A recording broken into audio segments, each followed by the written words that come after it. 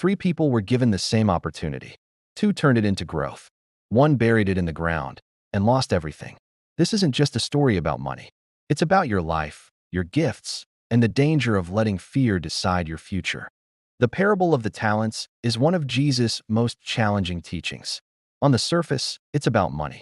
But underneath, it's about responsibility, courage, and accountability. It answers some of life's biggest questions. What do I do with what I've been given? How do I handle fear and failure? What happens if I waste my potential?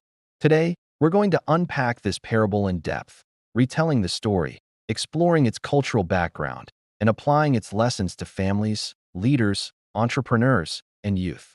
And by the end, you'll see why fear is one of the most dangerous forces in your life. Jesus said, "The kingdom of heaven will be like a man going on a journey, who called his servants and entrusted his property to them.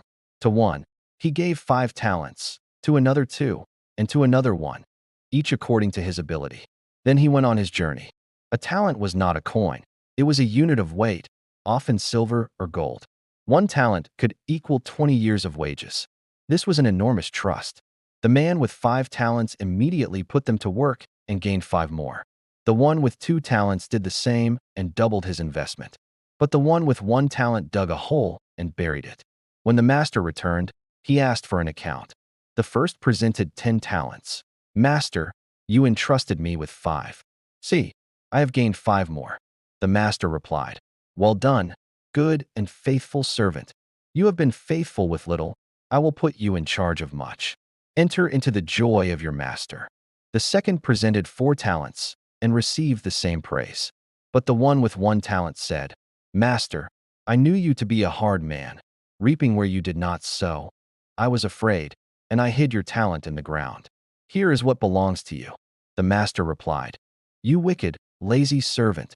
You should have at least put my money in the bank to earn interest. Take the talent from him and give it to the one with 10. For to everyone who has, more will be given. But from the one who does not have, even what he has will be taken away. And throw that worthless servant outside, into the darkness." Talents equals massive wealth. The smallest servant still received what could be millions in modern terms.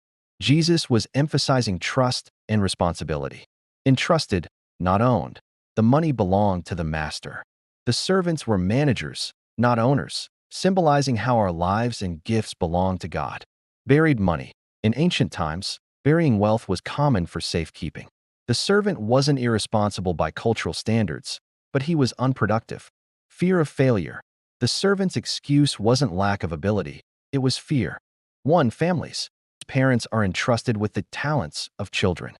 The question is, are you investing in their growth or burying potential by neglect or fear?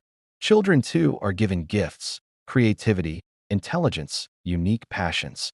Families must teach them to multiply, not waste what they've been given. 2. Business leaders and entrepreneurs. The parable is practically a masterclass on stewardship, risk, and leadership. Leaders who take calculated risks are rewarded. Leaders who let fear bury opportunities stagnate. It challenges professionals. Are you growing your company, team, or skills, or just burying them under routine? 3. Youth and young adults. Young people often think they have time to use their gifts later. But this parable warns, wasted years cannot be reclaimed. Your talents may be your education, energy, or creativity. If you bury them in fear, excuses, or laziness, you may miss your future. Fear is the enemy of growth. The unfaithful servant wasn't punished for losing money. He never even tried. He was punished for letting fear rule his choices.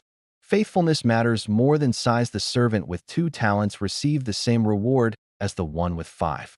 God measures faithfulness, not the size of your platform. Use it or lose it. What you refuse to develop will be given to someone who will. Potential unused is potential lost. Stewardship is a test of trust. The master's joy wasn't in the money. It was in seeing his servants faithful. God delights in how he manages gifts. Extended reflections for today for parents. Don't bury your children's talents under fear, comparison, or neglect. Nurture them. For leaders, fear-driven leadership paralyzes growth. Great leaders empower, risk, and multiply. For youth, stop waiting for the perfect time. Start where you are. Identify your talent. What has God or life entrusted you with? Time, Money, skills, opportunities? Ask yourself, am I multiplying or burying it? Set one action step this week to invest your talent. Learn a new skill, mentor someone, start a project. The parable of the talents isn't just about money. It's about life. Some bury their gifts because they're afraid. Others multiply them because they believe. The question is, which one are you? Don't let fear bury your future. If this message spoke to you, type in the comments, "I will multiply my gifts," as a declaration that fear will not bury your future. Don't forget to like this video, share it with someone who needs this encouragement, and subscribe for more teachings on Jesus parables.